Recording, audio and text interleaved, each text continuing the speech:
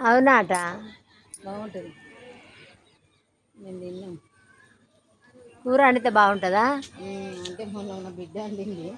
బాగుండే, కోసిండు ఇంకా గిట ఒక 2-3 ఉండే.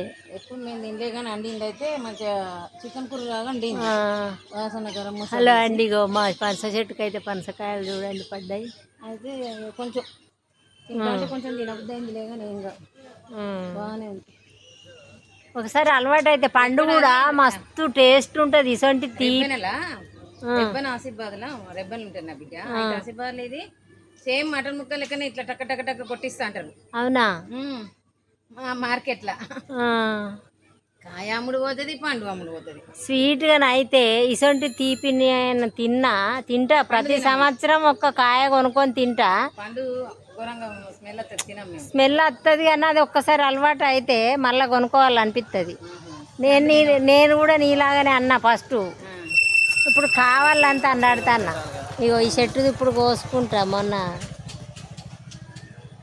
అయితే స్మెల్ పడది తినంగానే కూర వండితే తిన్నాం. అమ్మ మస్తు ఉంటుంది పనసకాయలు.